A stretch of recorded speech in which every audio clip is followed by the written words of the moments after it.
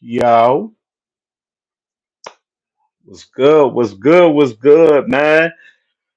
We back with another one, man. Sorry, but not sorry. Boxing talk, man, with CamJNetwork, man, and we back, man, with the Canelo Alvarez versus William Skull recap today, man. Then we got some other topics we're gonna go over and kind of talk about a little bit shortly as well. But we're gonna recap this Canelo versus William Skull, man. Another bad night of boxing, bro.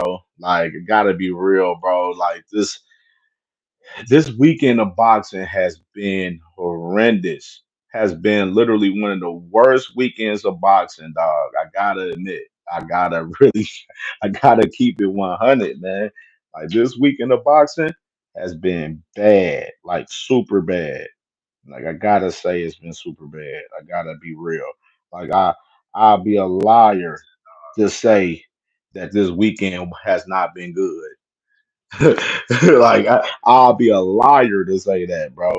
You know what I'm saying? And I can't even lie to myself like that for real. It necessarily at all, dog. Not one bit, bro. Not one bit. And it's just nasty, bro, because you expect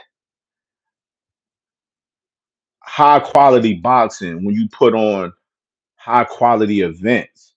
Like these events that they putting on, that Turkey's putting on, all incoming flops this weekend. All flops. I'll be trying to tell y'all, bro. Like y'all come to the channel, bro. It's validity behind everything that I say. I don't sit here and speak for my health at all. Like,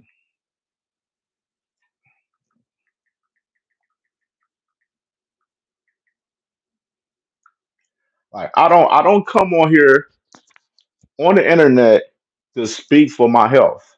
You know what I mean?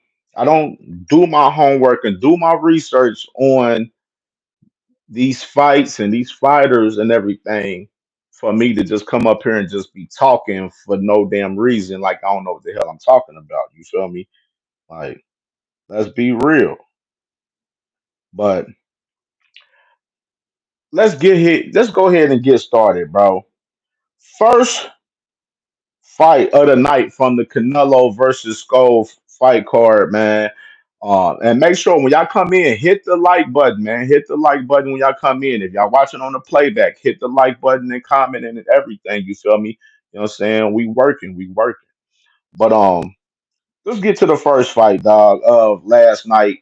Um, Martin Bakole versus Fa Ajagba.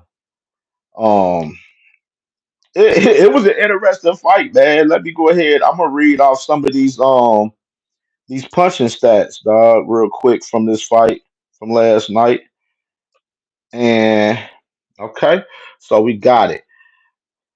Um, Martin Bakole, he had a 31.5 percentage in total punches, landed 145 punches out of 460. Fa Jagba landed 190 punches out of 451, and he had a 42.1% in total punches last night. Um, and then in total jabs, you got Fa Ajagba with 63 total jabs landed overall with 234 with a 26.9 percentage.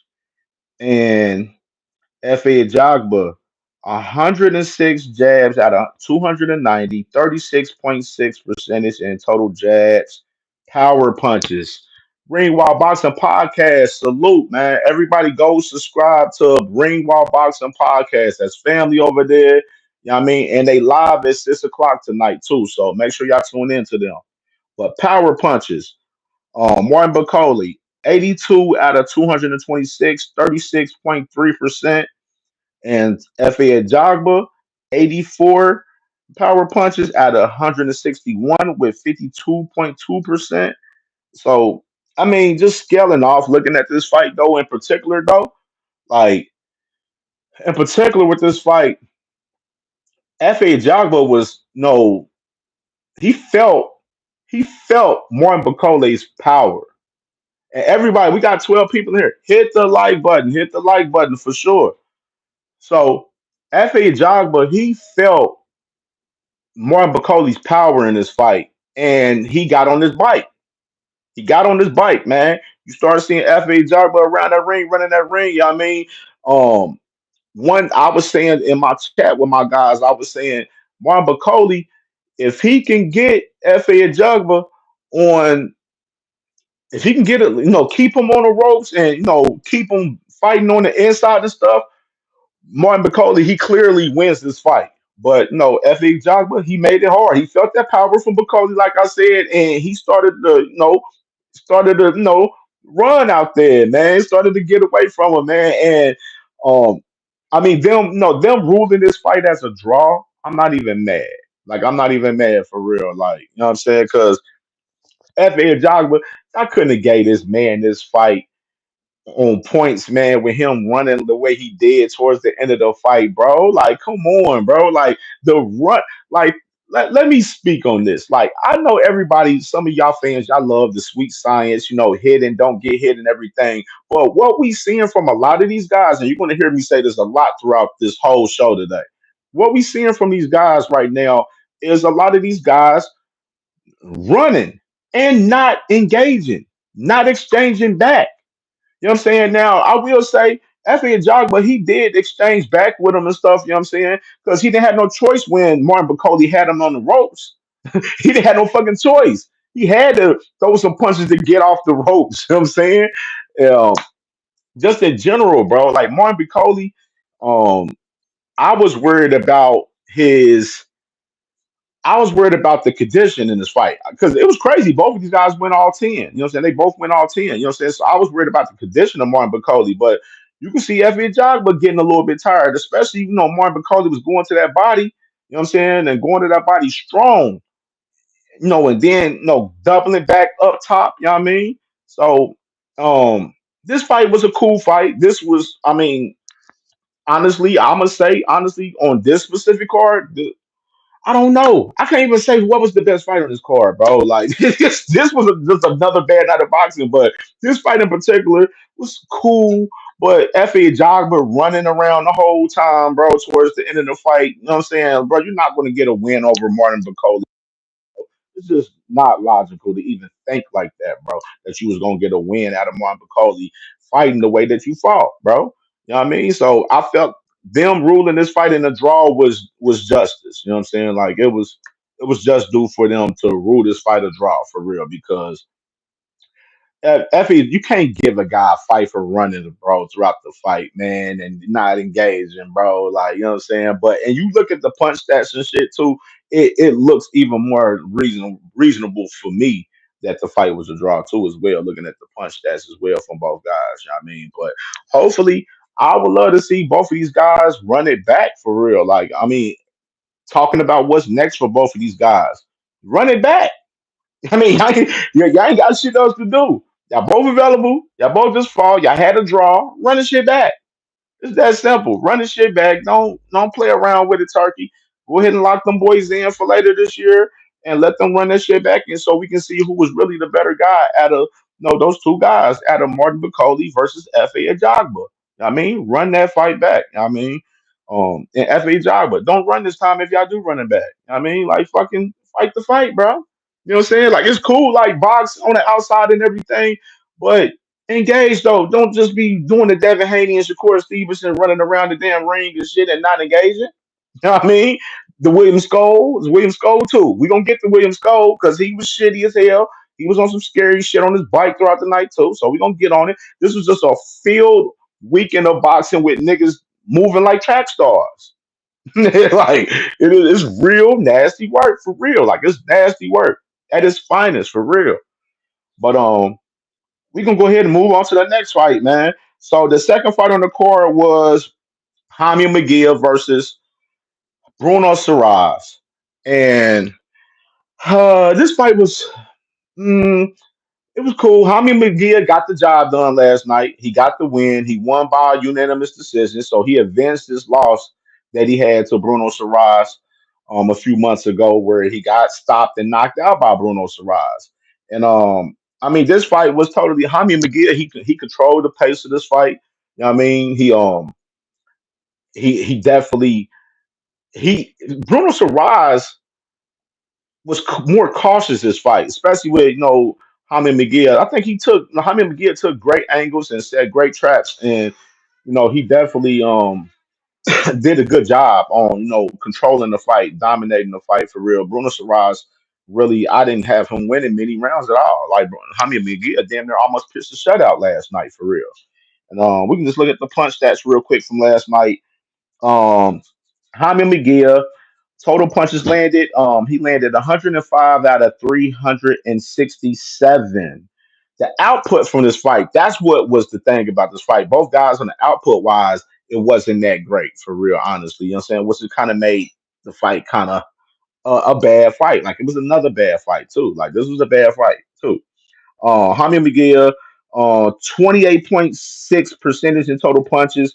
Bruno Saraz landed 64 punches out of 292, had a 21.9 percentage. Total jabs landed. Jaime McGill had 28 landed jabs out of 193 to Bruno Saraz 29 landed jabs out of 185. He had a 15.7 percentage. And Dagon Jaime McGill had a 14.5 percentage in the jab department. Power punches. You got 77 power punches landed from Jaime McGill at a 174, 44.3 percentage for Jaime McGill. 35 out of 107 power punches landed by Bruno Saras, 32.7 percentage. So Jaime McGill, he won in the total punches department and the power punches department in this fight.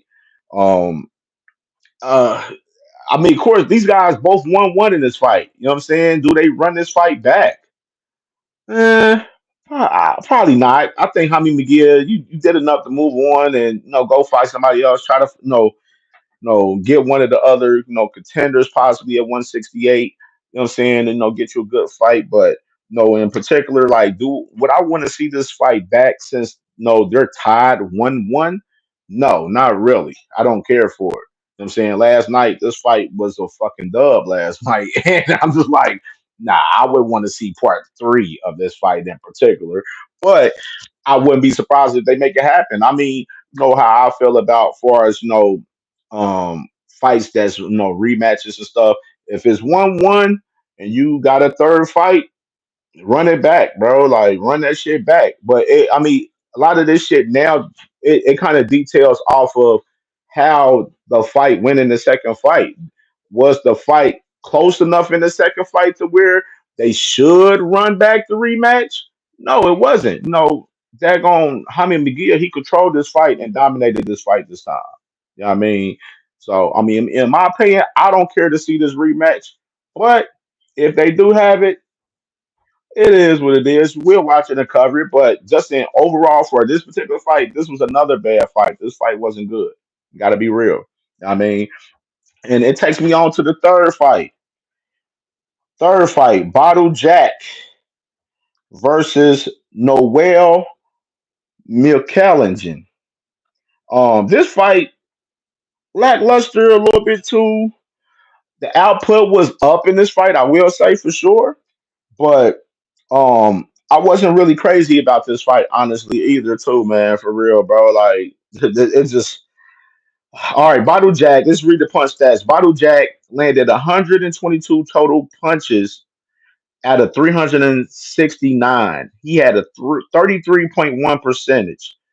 Noel, he had 153 total punches landed out of 670, 22.8 percentage. So a lot of shots that he was throwing last night, he wasn't connecting a lot of shit. He was throwing a lot of shots, but wasn't landing shit for real. Comedy crooks. We're gonna get to that. We're gonna get to that shortly, right after this. Right after I get through Bottle Jack, then I'm gonna talk about the Canelo Skull fight, and then we're gonna break down the whole Blood and Canelo situation. Got you though. Got you. Stay tapped in and hit that like button. Y'all coming in, hit that like button. Support your boy, man, for this algorithm, man, for sure. Total jabs from Bottle Jack, 33 out of 157, 21 percentage. Noel had 47 total jabs landed out of 321, 14.6 percentage. And then power punches, Bottle Jack 89 out of 212 landed in power punches, 42 percentage, 106 landed from the whale out of 349, 30.4 percentage. So Bottle Jack, man, I thought he won this fight clear to me for real, and even in this fight in particular, just me reading off the punch stats, the punch stat shows too, because he won in all three departments in this fight, and he was more accurate with his punches than I mean, how about to say Bruno Serrano, then the guy Noel. Um, Bottle Jack, 41, man, getting the job done, man. He just got the job done, got the win. Won by majority decision last night, which was kind of crazy because I mean, they looking at the output from Noel, like he got so much output, you know what I'm saying? He's making the fight close, but a lot of the punches Noel was throwing, he wasn't landing. He wasn't landing shit. I mean, you could look at the punch stats and just see, like, bro, like, look, he landed 153 punches out of 670. Like, come on, bro. That's not, you know what I'm saying? You can throw all the punches in the world, but if you ain't landing this shit, it don't mean shit. It don't mean shit. You know what I mean? Like, let me read my boy Ringbox Boxer Cat. Facts, man. Gia versus Bruno Saras was mediocre, not exciting. If it was a banger, let Eubanks Jr. versus Connor Ben, and it would have been then, but be running back worthy. Yeah, facts. It would have been running back worthy. Yeah, facts. Like if a lot like Martin, but like Martin Bacoli, FA Jogba, I feel like they should run that shit back because it was a draw. Run that fight back. Jaime McGill, Bruno Saras, it wasn't a banger of a fight. So no, I don't want to see this fight back. Um, Now what's next for Bottle Jack? No, him being 41. The other champion is Zardo Ramirez over there with Oscar. I know he has a fight coming up from what I'm hearing. Joe Apataya. I think he's the best cruiserweight right now. And no, Oscar and them, they over there holding them belts hostage over there and not giving Joe Apataya that shot at unifying at the cruiserweight division. So I mean, if this is the thing, would Turkey make a fight happen with Joe Apataya and Badu Jack? That's a good question. I don't know. Possibly. You know what I'm saying? One thing about Jack is he's a game fighter. Like he will fight anybody. You know what I mean? Like the man was almost willing to move down and wait to fight Canelo a couple years ago. 'Cause Canelo was trying to get him to move down to fight at a catch weight. So and they was about to have some random ass title for the fight so they can. Matter of fact, they was going to fight for his cruiserweight titles. They were going to fight with his cruiserweight titles, but he was moving down in weight to fight them those, which was nasty work. I'm glad that shit didn't happen. But Badu Jack, I would love to see Badu Jack and Joe Apataya. You know what I'm saying? Even though I think Joe Apataya will beat Badu Jack for sure. Like, you know what I'm saying? He would beat Badu Jack for sure, man.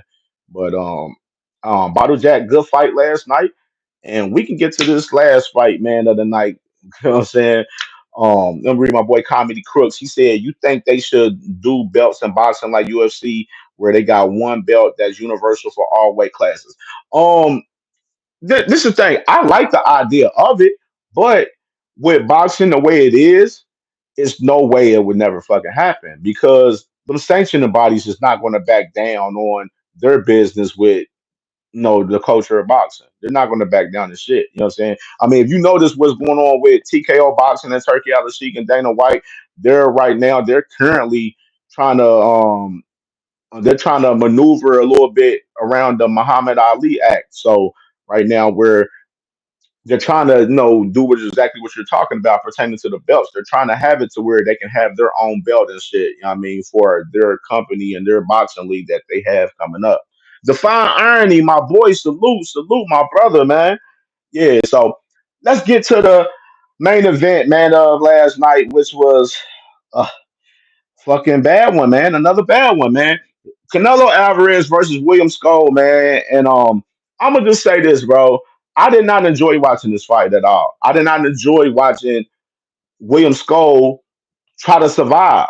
Because he was really trying to survive out there. Let's be fucking real. Like William Skull was out there to survive. He was out there for a check. He was out there to survive. He wasn't there to win. BVO, my dog, salute. Everybody go subscribe to BVO Sports TV, man. My brother over there. Great work on the sports content, man, for sure. But yeah, man. William Skull was out there to survive. And everybody hit that like button if you ain't hit that like button, man. Hit that like button. Support your boy, man. We grinding, we working, man. So William Skull, man, he was out there trying to survive, man, for real, bro. Like running around the ring like he was Devin Haney and Shakur Stevenson and Ryan Garcia. I had to throw that in there. You know I had to throw that. You know I'm a fool, bro. Like that man William Skull was out there running like Devin Haney and Ryan Garcia, bro. And I said it on my post last night on Facebook and Twitter last night, bro. Like it was nasty work, man. And we're gonna read out these punch stats for this particular fight, man. Canelo Alvarez, nasty work from Canelo. Nasty work. Canelo, you looking old up there, bro. Canelo was looking old. He looking like he regression, bro. And we gonna get to talking about this because I was sitting back analyzing and watching this and just kind of watching other people talk about the fight from last night with Canelo and Skull and stuff. And I'm like, Canelo, and I said this recently. I'm like, throughout like the past couple years, I'm like, Canelo looked like he regressing. He regressing a little bit. You could tell because no guys like Jaime McGee and Edgar Berlanga, he could have stopped both of them guys last year for real, but he didn't. You know what I'm saying? That I'm like, all right, maybe Canelo, he don't have the power. His power ain't as significant as it used to be. You know what I mean? He still has thump, but he don't got that power to stop guys anymore. I mean, just think about it. He ain't stopped anybody since Caleb Plant in 2021. You know what I mean? So he's showing obviously that he's not having the ability to stop guys anymore as he gets older in his career. And you just look at Canelo last night, bro. His footwork looked slow feeded to me last night. Couldn't cut off the ring. Like Canelo's one of the best fighters I've seen in boxing. Cut off the ring, and now he can't even cut off the ring. And like William Skull, yeah, he was dancing around that bitch, throwing the jab towards the end of the round and everything, like here and there. You know what I'm saying? Like towards the end of the fight, William Skull tried to fight a little bit, but he didn't. To win against Canelo, to win against a champion, you have to bring the fight to the champion. Similar to Lamont Roach and Tank Davis. Lamont Roach, if you wanted to win against Tank, you should have brought the fight earlier in the fight along with the end of the fight. And you would have won by decision possibly. But you didn't bring the fight. If you're the challenger, you have to bring the fight to the champion. You can't sit there and dance around and run around the fucking ring expecting to win on points. It's not gonna fucking work. Let's be real. Like this, I've seen this throughout this whole fucking weekend, and this really has irritated my soul. This has been the worst, one of the worst. I'm not. Fuck it. I'm gonna say it. This has been the worst weekend of boxing that I've covered in ever, bro. Ever. For real. Horrible boxing this week. This ain't boxing. Like this running around the ring and not exchanging with guys. This is not boxing. This is not the sweet science. Like I'm sick of you boxing fans out here talking about, oh, the sweet science. It's the sweet science. Bro, running around the ring and not exchanging with the other fighter that you're fighting against is not sweet science, bro. It's just being a fucking boxing track star. That's all it is. For real. Like this shit is frustrating to sit here and watch these guys not engage and just run around the ring, bro. Like we as fans, we spending our money on pay-per-views to watch these fights and everything, dog. And this is what y'all giving us. If I'm Turkey Al Sheik, bro, I would be docking y'all motherfuckers pay for this shit. For real. Like I'll be docking y'all pay. Like you can't sit there and just throw fucking 50, 60 punches in a fight in a 12 round fight, bro. and expect to win a fight. Like you can't. Like it's fucking impossible. Like and this is just nasty work. It's horrible boxing from these guys this whole entire fucking weekend. And hopefully now anyway and top rank, hopefully they saved the night tonight with their card. I'm praying they saved the night. They saved the weekend because this weekend is horrendous. Horrendous for boxing, bro. Just put a stain on boxing for real, in reality. Especially with Turkey Allin Sheik with that card in Times Square and how those fights ended out being. It put a stain on boxing this weekend for real, for real. It really did. This was not a good look for boxing this weekend with these guys being boxing track stars, not engaging and not fighting. And this fight with William Skull, this was another case of that shit. So we read out the punch stats. Canelo Alvarez, 56 punches landed at 152 punches. Mm-mm-mm. Mm-mm-mm. Horrible. Horrible. Horrible from fucking Canelo. William Skull, 55 landed punches out of 293. Canelo had a 36.8 percentage in total punches. William Skull had an 18.8 percentage in total punches. Then looking at the jab department, this shit is fucking. This is laughable right here. Eight, eight jabs landed from Canelo at a 63, 12.7 percentage for Canelo in the jab department. 27 jabs landed from William Skull at a 220, 12.3% from William Skull in the jab department. Fucking horrendous. And then, this is just horrendous. Now we got power punches. Canelo, 48 power punches landed out of 89, 53.9%. William Skull, 28 out of 73 power punches landed, 38.4% is from William Skull. And I'm just looking at it like, bro, this was horrible, bro. Like, I don't want to say Canelo footwork was that bad, but his footwork was that bad last night. He had bad footwork last night. He looked like he was slow footed. Couldn't cut off the ring. I've never seen Canelo not cut the ring off at all. Like he didn't cut the ring off at all last night. Even though his op was running around the ring like he's motherfucking Jesse Owens and shit. I mean, did make the case better for that in that matter. You know what I mean? And William Skull, damn near, he wasn't even mad that he lost after the fight. Like they ruled a unanimous decision for Canelo, and he wasn't even mad. Wasn't even mad. He like, shit, I knew I was gonna lose anyway.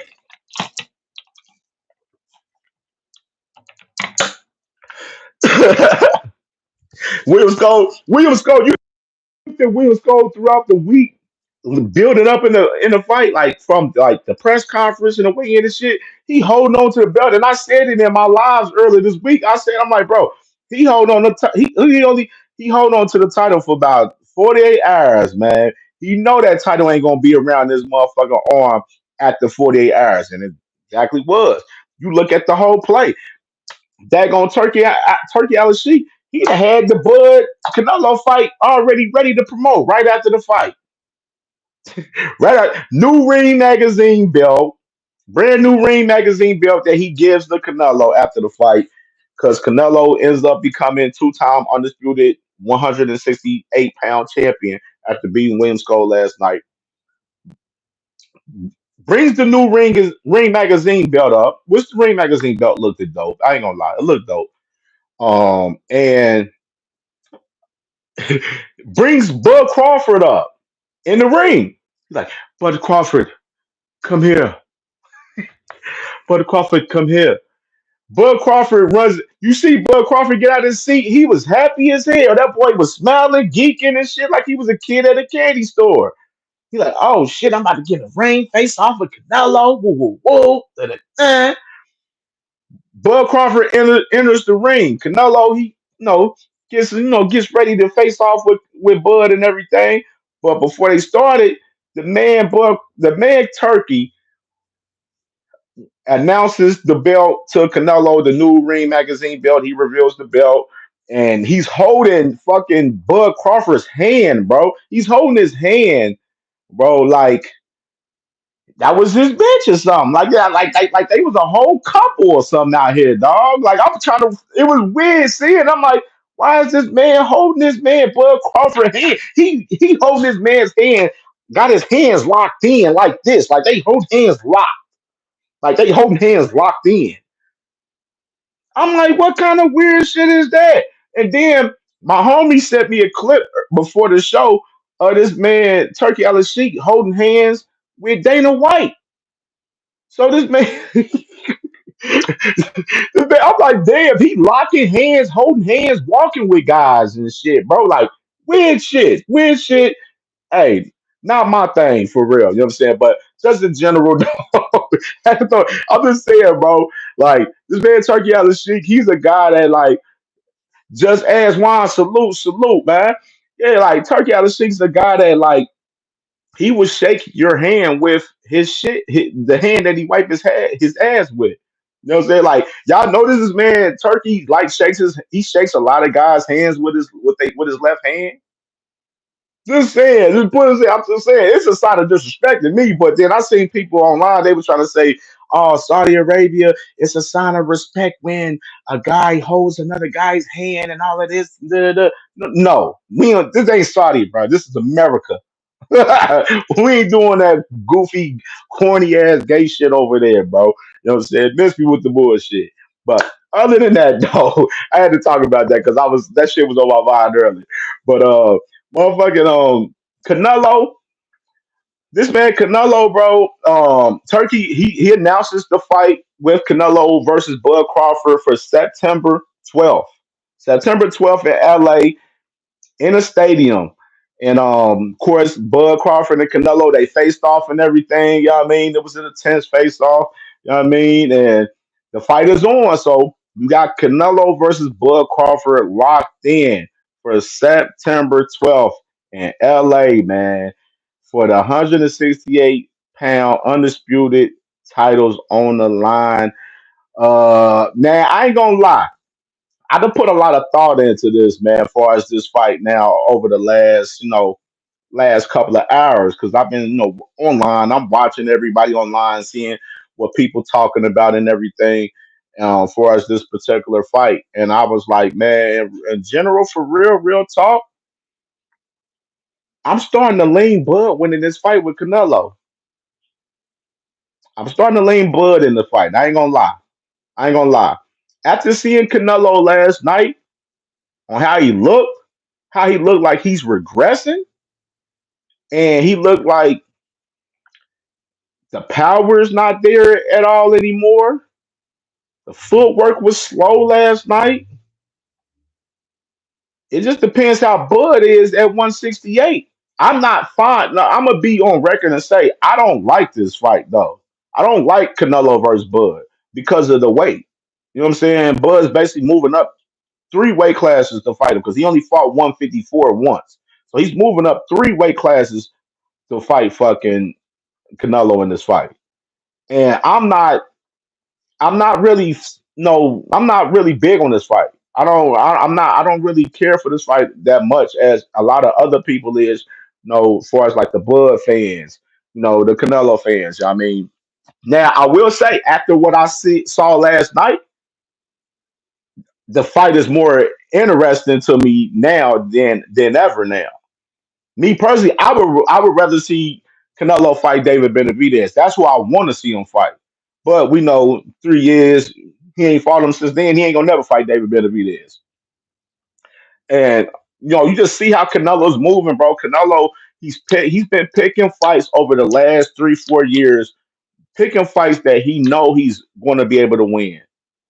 Just being real, bro. And I've been on record saying this over the last 2 years. I've been saying this man Canelo wants to go out on top. He wants to go out with wins in his career. He wants to get the biggest bags. He think he I mean, look at him, bro. He's moving Bud Crawford up from 154, 147 to fight him in this fight. After he done already done moved Jamel Charlo from 154 to 168 to fight him no a couple years ago. Doing the same exact shit. Only difference is Bud Crawford. And Bud Crawford, is arguably the pound for pound best fighter in the world to a lot of people on social media. You know what I mean? That's the only difference is. A lot of people feel as Bud Crawford is better than Jamil Crawford. You know what I mean? Um, this fight right now, if Bud Crawford, if he can handle that weight well and fight his fight, because Bud Crawford is not going to do that shit what William Skull did last night. He ain't gonna sit there and not engage and just run around the ring. I would pray and hope he doesn't. You know what I'm saying? I believe Bud is going to fight. He's going to fight. He's going to bang with Canelo a little bit. You know what I'm saying? No, Bud ain't never been no scary ass fighter and shit. You know what I'm saying? Being cautious in there. You know what I mean? And I don't see him fighting no William Skull fight. I don't even see Bud fighting like Jamel did. You know what I'm saying? That a lot of people felt Jamel fought a cautious fight. You know what I'm saying? After he felt Canelo's power. You know what I mean? And it kind of brings me into where I'm like, Jamel was a guy that was down. He ran through that 154-pound division. And he moves up two weight classes to fight Canelo and just couldn't get the job done. Canelo, the power and the weight, the size was just too much for Jamil. And that's the thing that make me think on this shit with Bud, like, damn, Bud, you only fought 154 once, and you ain't fought no guy at that, at 168 and everything. But one thing I can say this that I do know for sure, Bud Crawford and Bo Mack, they gonna have a hell of a game plan getting ready for this fight. And I think they already started, you know what I'm saying, with a lot of things already, because Bud's not taking a tune up for this fight, which is I would have preferred. I would have preferred them taking a tune up at 168, just getting adapted to the weight, getting a feel for it, and seeing where you at. But him going straight into the Canelo fight, especially after Canelo looked how he looked last night, I ain't gonna lie, dog. He got a chance to beat Canelo even more now than ever. Even more than ever. You know what I mean? Yeah, and one thing I will say, Bud Crawford and them, they always pick fights wisely. Wisely. You know what I'm saying? I would say that for sure. Like they pick fights wisely. Just like fucking Canelo. Canelo picks fights wisely, but he picks fights literally for his benefit on some shit. He just it shows with the fights he's fought in recent years. John Ryder, motherfucking Edgar Berlanga, Jamil Crawford from 154 to 168, fucking Jaime McGee. Now Jaime McGee, he's part of Team Canelo now. Like he's in camp with him and all of that now. Like, you know what I'm saying? Like I just gotta read the room on a lot of this shit that be going on with shit. But I'm just saying in general, I feel like Bud has a chance to win this fight. I really do. I really do. Bud has a chance to beat Canelo. He does. Better chance. And I think Bud's willpower, his determination, his perseverance, you know what I mean? Bud is a real mentally strong guy in that ring. Very mentally strong in that ring. He has that willpower to, they carry on and withstand Canelo's power, in my opinion. I think he'll be able to withstand Canelo's power a little bit in this fight. That is a big question in this fight. Can Bud Crawford, handle Canelo's power, from him moving up from 154 to 168? Like, can he withstand that power? I believe he can. Because I just think Bud Crawford is a real tough, son of a bitch. He is tough SOB. For real. And I think Bud can get the job done, man.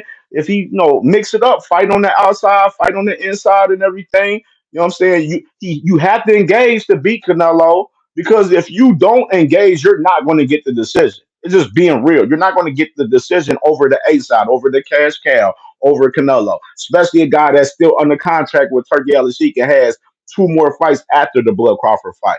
I better read the room and think about it. Better read the room and think about it for real. Like, Bud has to engage. He can't fight like William Skull and expect to win the fight, because they're not going to give him the decision. It's just not logical. They're not going to do it. I mean, that's just being all the way fucking real. Even though I am rooting for Bud to win this fight, I want Bud to beat this guy Canelo. I want him to beat Canelo. You know what I mean? Shock the world, do the like that'll fuck up Turkey plans even more for Canelo. That's a question. Who do Turkey value more between the two? Do Turkey value Canelo more than Bud Crawford? Good question. I'm in belief. I think he values Canelo more because he got Canelo on this 4 fight deal. No, daggone Bud Crawford is fighting no fight to fight basis with Turkey, pretty much. You know what I mean? So I think Turkey has more love for Canelo than Bud Crawford, even though he was working with Bud Crawford before Canelo, and Canelo gave him a hard time, into working with him and shit. But Turkey gave him an offer he couldn't refuse to where the motherfucking Canelo, he then jumped out of a whole fight that he had almost locked in with Jake Paul, you know what I'm saying, just to go over there to Saudi Arabia and fight William Skull in one of the worst fights in boxing that we've seen ever last night. But that was one of the worst fights in boxing we've seen ever last night, especially from Canelo, especially like like, and it was kind of crazy. It's kind of crazy because I seen something earlier. I seen something that caught my eye from Mr. Bill Haney, man, Mr. Bill Haney, because he try to he try to put his little 2 cents in on some shit. So Bill Haney, a tweet from Bill Haney today. He says the playing field ain't level. Devin Haney landed 70 punches versus Jose Ramirez and was criticized for being boring. Canelo landed 56 versus William Skull, the lowest combined punch total in CompuBox history, being described as strategic and calculated. What the fuck? So, and then he goes on and says, slow feet don't eat. And a slow fan I will never understand. Canelo, the face of boxing, couldn't cut off the ring on William Skull, a guy with 9 KOs, no place to run when the man knows what he's doing and when he doesn't respect the power in front of him. So, this is what I'm gonna say about this, Bill. You Saudi because everybody's criticizing Devin Haney for putting on his shitty ass performance, not engaging, running around the ring like he Usain Bolt, but then you want to criticize Canelo and think that that Canelo's not getting the backlash the same way. No, it don't work like that, brother. Canelo, we cooking him too, just like we cooking you, you and your son. We cooking both of y'all. Like Canelo, he don't get no fucking pass for putting on the performance he put on last night. Not from me, not over here on CamJNetwork. He don't get no pass for putting on the shit show, and neither do the Haneys. Y'all don't get no pass for putting on the shit show, bro. Devin Haney got a real fucking problem right now, bro. He look like he got PTSD. And all the Haney fans is acting delusional to this shit. Like we ain't see this man literally run around the fucking ring from Jose Ramirez, a old fighter that has fucking snail feet, don't have the power that he used to at all, couldn't cut off the ring, don't have the athletic ability to even compete and fuck with Devin Haney. You seen from the beginning of the fight with Devin Haney and Jose Ramirez that it was a total mismatch. Devin Haney was faster, you know what I'm saying? Look, more athletic, everything. He looked like he the better fighter.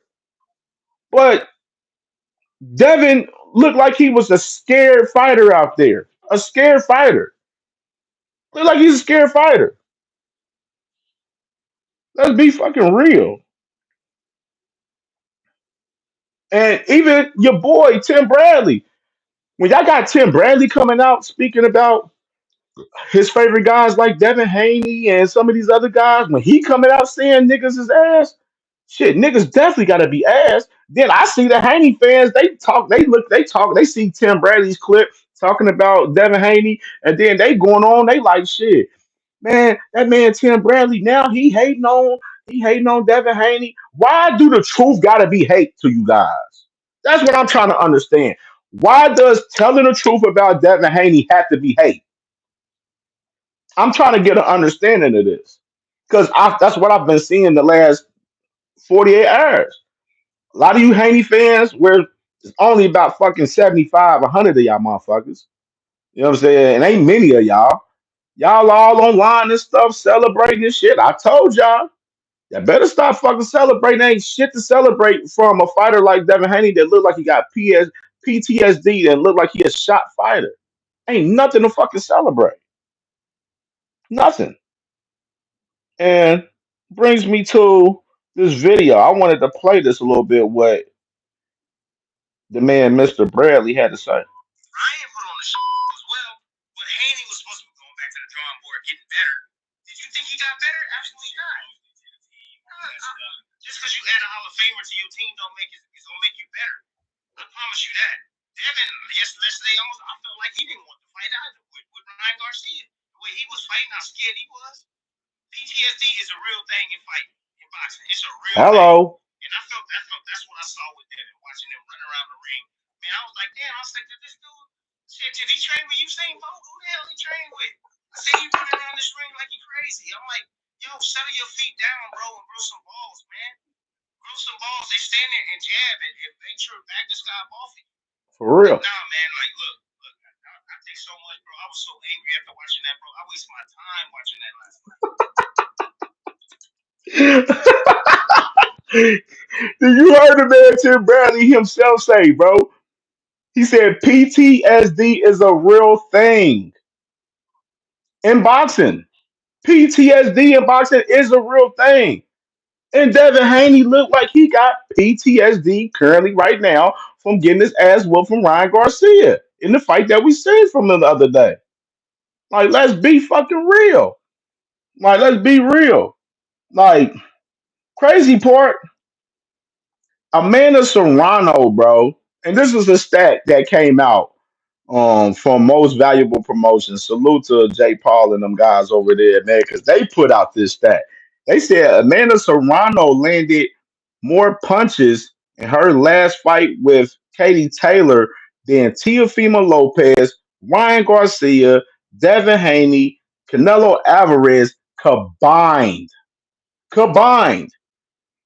324 punches landed from Amanda Serrano in her fight with Katie Taylor this past year, with Teofimo, Ryan, Devin, and Canelo only landed 319 to Amanda Serrano's 324. That's crazy to me. How could a woman land more punches in one fight more than Teofimo Lopez, Ryan Garcia, Canelo Alvarez, and Devin Haney, bro? Can't explain this. We got the women throwing their hands more than the guys out here, bro. Like, are you shitting me? Are you shitting me? Like, let's be real. Like, and this man, Bill Haney, going to sit here and talk about they ain't giving the same flack to Canelo that they giving Devin Haney, bro. All of y'all getting the same fucking flack. This whole weekend is getting flack, bro, because all of y'all put on shit shows. Y'all getting millions of dollars to fight scary in the fucking ring, bro. And nobody don't want to pay to see that. We're customers. We're the paying customer. We're the fans. We're paying you guys. You know what I'm saying? We're spending money to see you guys fight. And you guys put on performances not giving a fuck at all about the fans. Like, this is boxing. This is not track, bro. This is what we seeing. Has been a boxing track star weekend from everybody, bro. Damn near. Everybody in each fight has been one guy running around this motherfucker this whole weekend, bro. In all the main card fights, the two main card fights that we seen the last 2 days. And you got Bill Haney talking about Canelo ain't getting the same criticism, bro. All of y'all sucked. Everybody getting criticism, Bill. Read the fucking room, dude. Y'all think we supposed to be giving y'all the most praise for y'all beating Jose Ramirez, a guy that we expected you to beat and that we had you winning in the fight already? Are you shitting me? Bro, we had you beating Jose Ramirez. We knew you was going to beat him. But the way you beat him is the problem. That's the problem. The way you beat him. Because it carried over to everybody else. It was a domino effect in that shit. Ryan Garcia get knocked down by Rolly in the second round, then he becomes scared. Then you got the Devin Haney fans. They in there talking about, oh, that's the Austrian. No, it's Rolly having the power that Ryan respected to that made Rolly win the fight.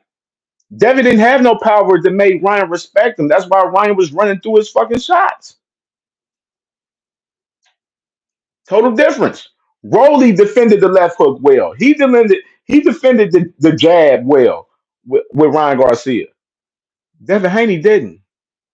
Those are the differences. Those are the differences. Sorry, but not sorry, Haney fans. But y'all didn't beat Ryan Garcia. Rolly did. Y'all still got to do that.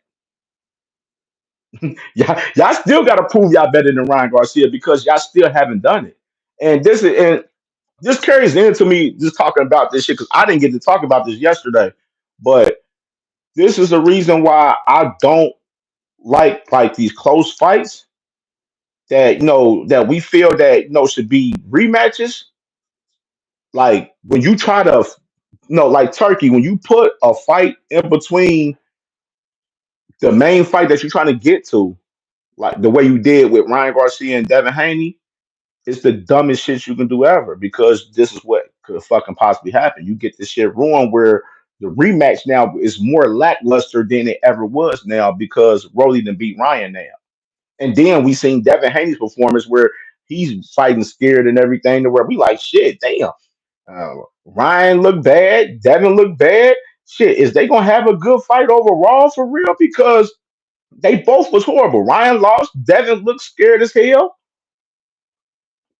Like it makes the rematch now look lackluster as hell, and it's like you can't sell the rematch now. This is why I said they should have made the rematch immediately.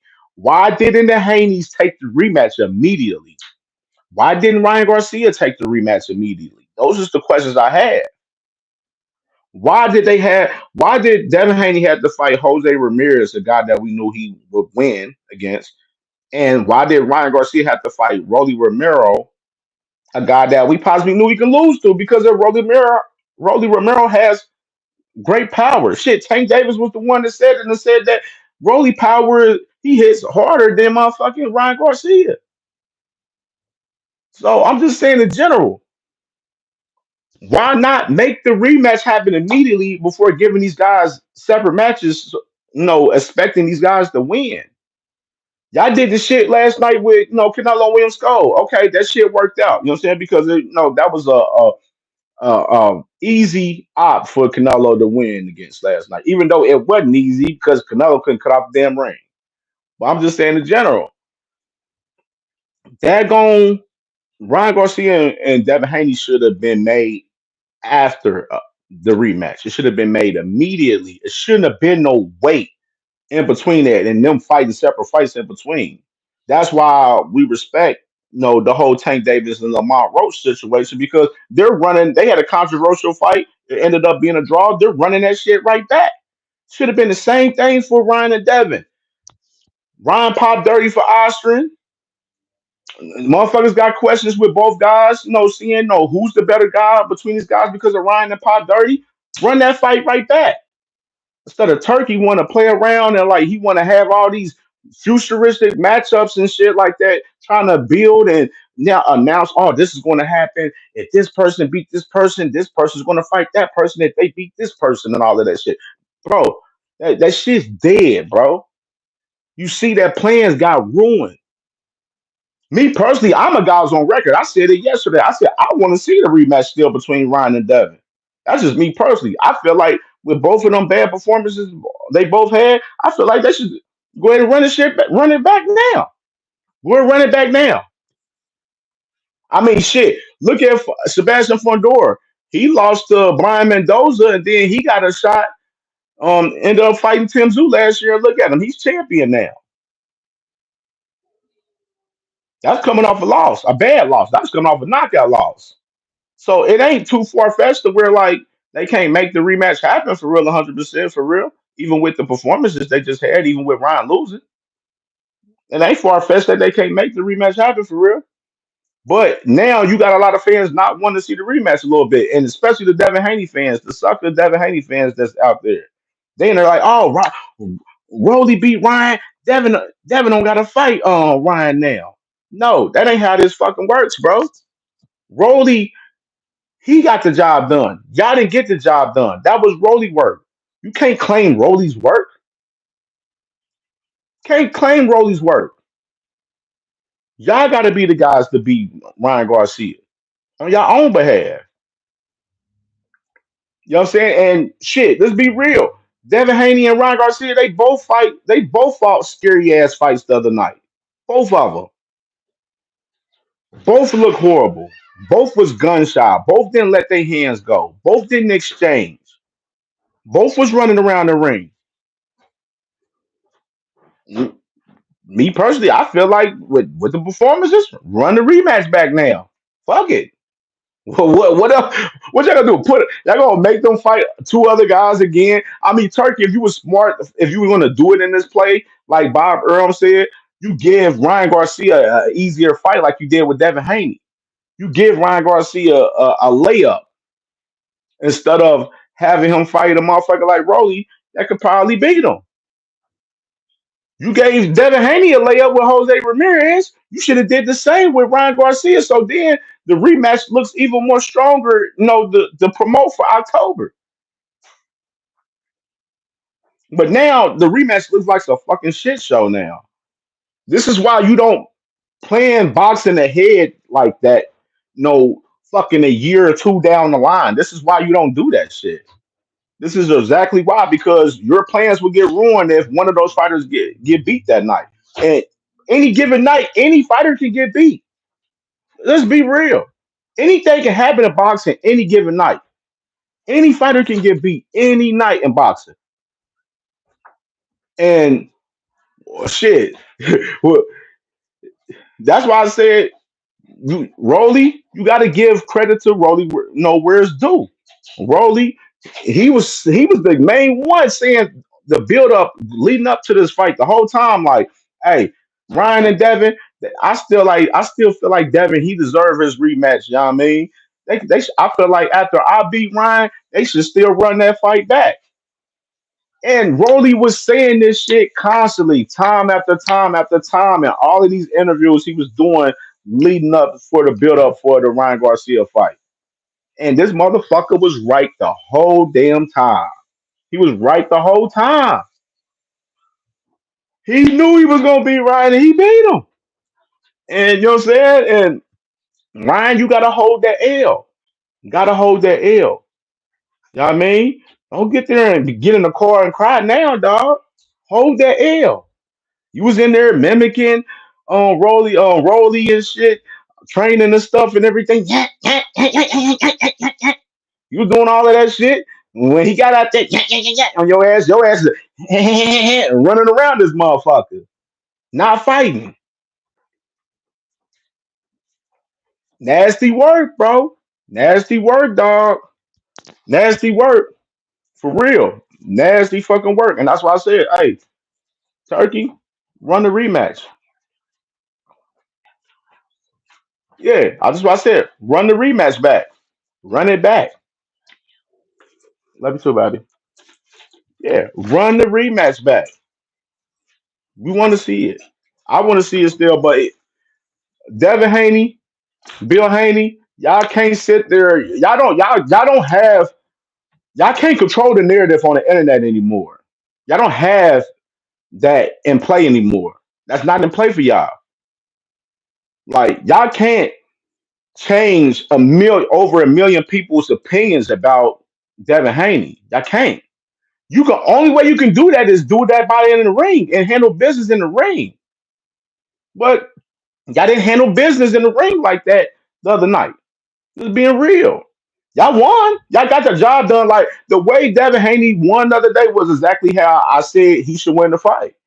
But one thing I gave Devin Haney credit over Shakur Stevenson over the past year was Devin Haney is a technically sound boxer, but he will engage in exchange with you. Shakur won't. Shakur will only exchange with you if he feel you don't have no power. If he feel you have some power, Shakur won't exchange with you like that. He won't. And we seen that from Devin now. Like Shit, Devin, he wasn't even willing to exchange that much. He's just like, I just try to get this win and get the fuck up out of here. That's all. That's all it was, bro. All it was. And I wanted to do something real quick. So got something else real quick. I wanted to do.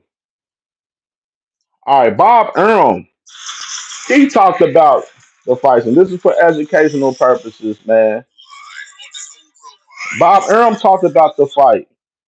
tune-up fight first, and then go into a fight with a guy like Romero. But these fighters and the promoters get turned by the money, and they don't make really good decisions.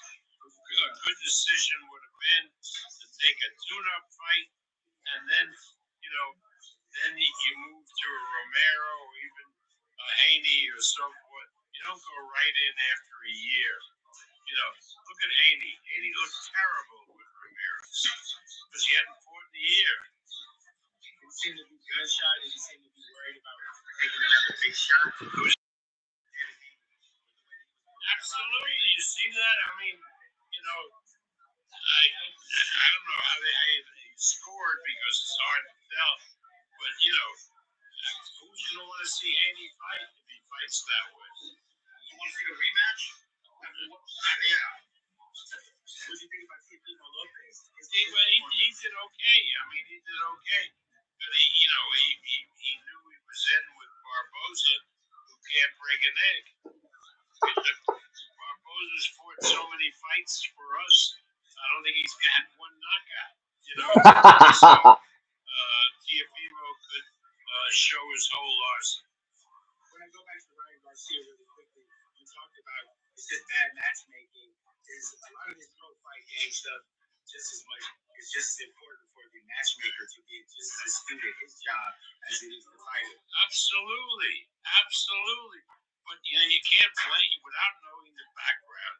You can't blame anybody because it may very well be that the people at Golden Boy were telling Garcia, "Don't go into a fight like this. Take a tune-up fight. Get yourself back in the ring and so forth." I mean, anybody who knows boxing would tell Garcia that's what he should do. But I guess the money that Turkey put up was so big that they decided to go for the money. But that doesn't make any sense. And we saw this before last summer with Big Baby, kind of a similar thing. Is this money thrown at these fighters to the detriment of their careers, and they're not. It could be the detriment of the career because the fighters look at the money, and that's all they care about, and they don't realize that maybe you don't take a fight that you shouldn't take. I mean, Big Baby was so unprepared for Bacoli that it was a joke. We told him, we were against the fight. Our matchmakers were against the fight. But, this was a multi-million-dollar purse, and Big Baby insisted on taking it, and Bacoli knocked him out. So sometimes you can't blame the matchmakers or promoters. Sometimes it's the fighter who's blinded with the money. And the atmosphere. You heard what Bob Earl said right there, man. Said them boys, they worried about the money. They want money.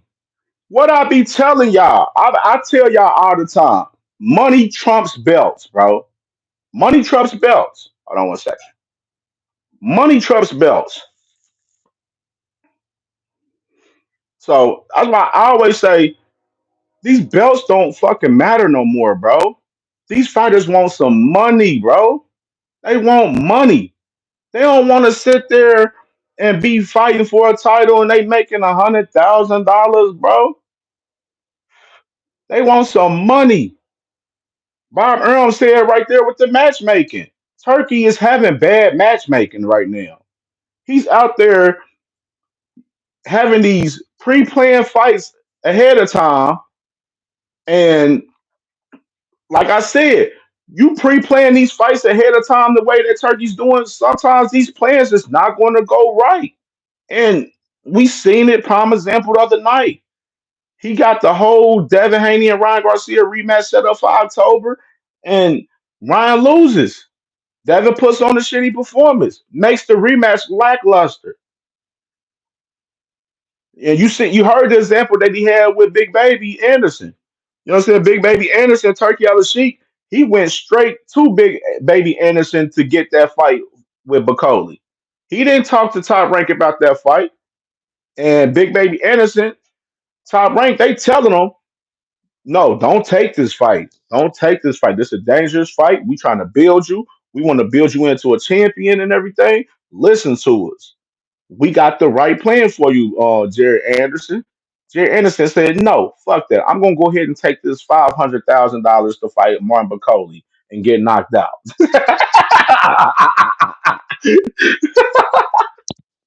That's pretty much what happened. That's pretty what happened, man. And I'm sorry because I like Big Baby Anderson. I like him, man. Like especially an Ohio guy. You know what I mean, Toledo and all of that. You know what I mean? Like I like Big Baby Anderson, but that was just a bad move, bro. And now, like, shit, Top Rank, they playing you cock. They over there playing. Now they putting you on. You starting off the night on their cars with the prelims and shit. Now you was main eventing last year and the year before. You was main eventing fights for Top Rank. Now you ain't even main event. Now they pushing they on Richard Torres now. They pushing him as the heavyweight guy. Nasty work. But it goes back to my saying, like even Bob Earl, he said that Devin Haney is not going to be able to make a lot of money fighting the way that he fought the other night. Like he's on record saying that. He said he fought terrible, fought terrible. Like and he did. And all the Haney fans is sitting there trying to put this shit on us that no, it was a great performance. Like oh he pitched a shutout. I don't even think Devin pitched a shutout for real. Like how could you pitch a shutout when you ain't really engaging at all for real? Like I would have gave Jose Ramirez just for trying some of them fucking rounds. Like the fight, bro. Some of these fights got so weird this weekend, bro, where I just stopped scoring the fights. I'm like, bro, I ain't even worried about scoring these fights. These fights is horrible to score. Like it got that bad. It really got that bad for real. Like it was that bad. Like nasty work boxing over this weekend. Let me see. That's not a fight you're looking forward to, maybe? Well, it's Tiafimo wants the money, and if they want the money, you don't hold them back. They're adults, and they can make a decision. And if the decision that he makes is to go into an Ennis fight, that's his decision, and everybody goes along with him. And that's the way it is. How do you feel about his chances versus Giannis? I think he's very much an underdog. Facts. But that's why they do the fights. Yeah, so you heard him right there speaking about Teofimo Lopez and Boost Ennis. He says that Teofimo right now, he's looking for money right now. And I mean, you look at Teofimo, his history of what he had with Top Rank recently. Like that man had a whole he was had a lawsuit with Top Rank a few months ago that I don't know if they settled or not. Teofimo always been having issues with Top Rank over the last 2-3 years because he felt that Top Rank is promoting the black fighters more than him. Because he's a guy that's been saying, "Oh, fuck the black fighters, oh they getting top ranking them, they pushing the black fighters more than me and and all of that." You know what I mean? Like so, and a fight with Teofimo and Boost Ennis, from just hearing Bob Arum, they don't mind to make that fight happen for Teofimo with Boost Ennis. And me personally, I ain't going front. I feel like Top Rank, they want to get Teofimo whack for real. That's just my personal opinion. I feel like they want to get Teofimo Lopez whack. They want to cash him out and get him whack because they tired of him. Teofimo just dissed tied the buff the other day after the fight in the post press conference. He just tied the buff on the stage.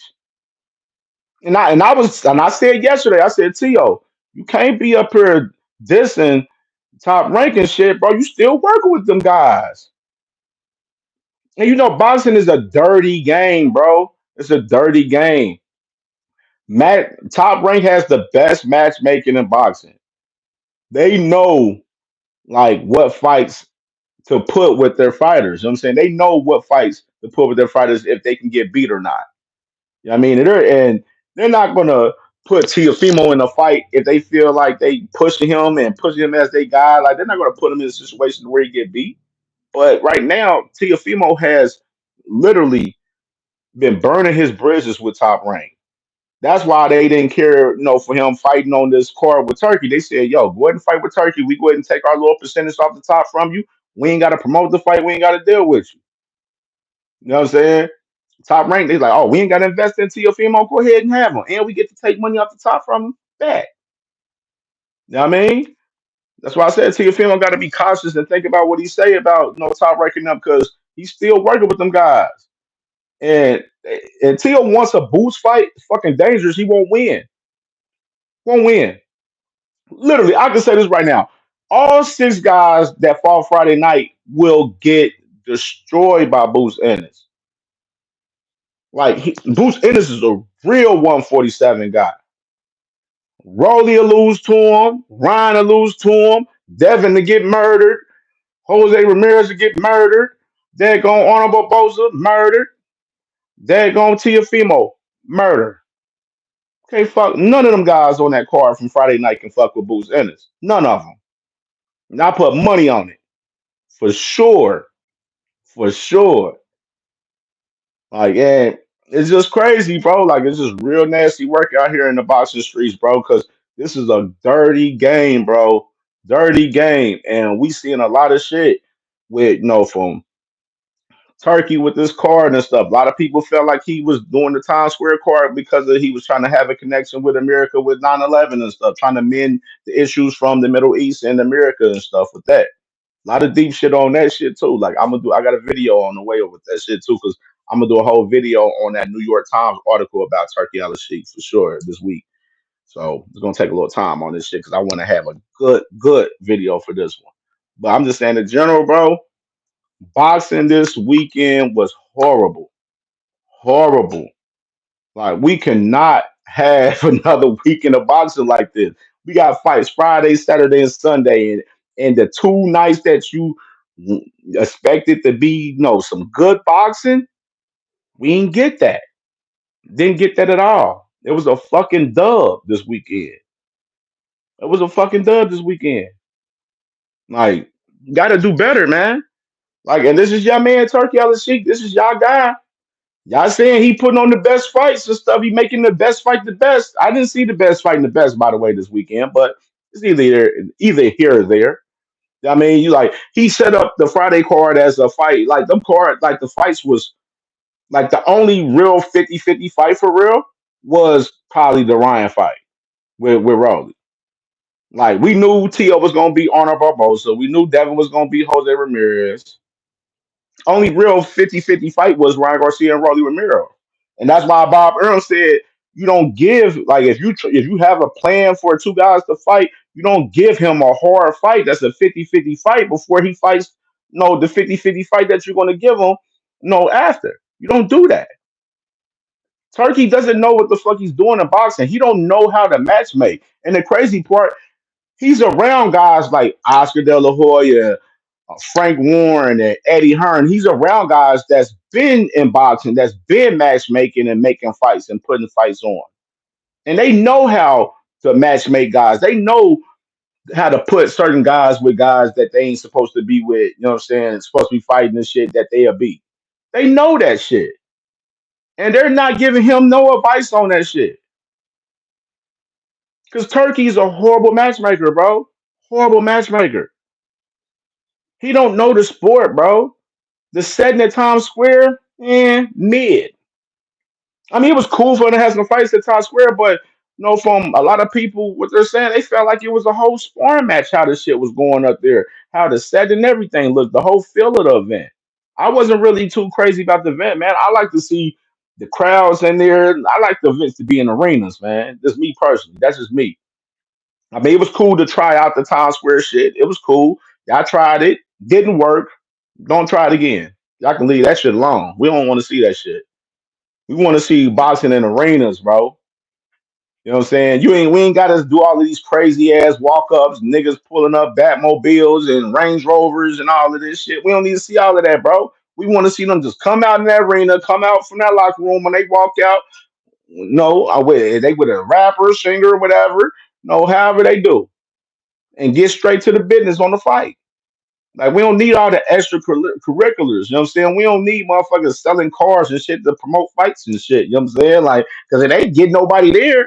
Like this, like Turkey's promotional tactics is not working. It's not working. You know he's about to flop Friday night because they didn't have no gate. Pay per view probably was trash. Which I know Ring Magazine's going to put out those pay per view numbers and they're going to gas those numbers like they just did with Eubank Jr. and Ben after 4 or 5 days after they just fought, saying they did 620,000. I'm like, damn, them numbers came out. Damn, 4 or 5 days later they just fought. They're gonna do the same thing. They're gonna gas the numbers with Friday night fights, gas numbers from last night fights. And I mean, I showed it the other day with Nawa anyway. Nawa anyway tonight he haven't even sold out half of the T-Mobile Arena. So Top Rank and Turkey they do the flop tonight because T-Mobile Arena ain't even half full. It's nasty work out here, bro. I said, not bro. Another take of KMJ Asian like fine wine. I'm like, bro, Turkey's about to flop this whole entire fucking weekend. All three fights, and he's flopping. On top of the fights being horrendous, you got guys like Dan Raphael spazzing out on Twitter. He been going on tangents on Twitter about these fights the last 2 nights, and he usually don't even do that. Not the whole boxing world feel the same way. Even the guys that's fans of the guys that fought on these cards, everybody feel the same way. That these last 2 nights of boxing was the worst weekend in boxing because you got guys out there wanting to be track stars instead of boxers. It's nasty work, man. Like this type of shit, losing money and bad performances, guys not boxing, guys running around in the ring is not helping the sport. It doesn't help the sport of boxing. I want y'all to know that. Like it doesn't help the sport no way, shape, or form. Now you need to be in the green. You need to be profiting. We need guys actually fighting out there. Like what Eubank Jr. and Connor Ben did last week, it's gonna be hard for a lot of guys to duplicate that same type of energy, that same type of action. We may not see that same type of action for a while until we get to the hot summer of the into the summer fights of the year. We may not like we like they Eubank Jr. and Ben, they set the bar so high for fights with their fight that they had last week to where they made these fights look like these guys was in the amateurs. Like this, what we seen this weekend was some amateur boxing shit for real. It was some real live amateur boxing shit, real live. And it's nasty work, bro. I do not want to cover a boxing weekend like this ever again, bro. I pray I don't have to, because this weekend was bad. It's bad. It's bad, and it's all coming from y'all favorite, y'all guy, Job Turkey, coming from y'all guy. He putting the fights on, and the fights ain't on because these guys ain't bringing shit to the table. All they doing is bringing their damn track shoes out here. They ain't bringing their damn hands. Nobody's bringing the hands. I'm like lost for words, man, on this shit, bro. Like this weekend was just nasty. It was real nasty, man. Real fucking nasty, bro. But you already know, man. That's all I got for today, man. You already know. thanks everybody for tuning in, man, for sure. We definitely will be covering Nawa anyway versus Ramon Cardenas tonight, man. The top ranked card is going down. Rafael Espinosa, he's on the card as well. Emiliano Vargas, he's on the card as well, man. They got some good fights on this card, man. So hopefully we got a better night in boxing tonight for sure. And I'll probably do my recap live. I'll do a recap live maybe. I'm gonna try to sneak it in tomorrow night. It'll be tomorrow night because I gotta work and stuff. So tomorrow recap live for the fights. And we'll cover some more topics, some stuff with Anthony Joshua. I just heard Anthony Joshua was out for 6 to 8 weeks off of injury, which is kind of weird. I'm like, the thing ain't even fault like with that. I mean, I don't know. Maybe he got hurt in sparring or something or training or something like that. I don't know. I mean, he ain't got no fight locked in right now. But got some other news and stuff that we get to break down and stuff tomorrow night. But everybody make sure you like and comment on the replay. If y'all watch this on the playback for sure. Subscribe to CamJ Network on YouTube, man. We working, man. I got other videos and content out, man. So y'all make sure y'all check out the other videos from the channel, man. The live from yesterday, this live, y'all will watch it back again. We're gonna break down some of the content from this live and put drop it and stuff. And we working, man. Just make sure y'all just stay tuned in, man, to your boy, man. We got some great things in the works, man. I got a couple new shows that I'm about to be previewing in the next couple weeks too, man. So it's a lot of shit working, but make sure you already know, man. Sorry, but not sorry. Boxing talk, man. We out of here, man. Sub up, like, and comment. Salute to everybody. Make sure y'all have a blessed Sunday, man. Stay safe out there, man. Don't do anything I wouldn't do. You heard? We out of here.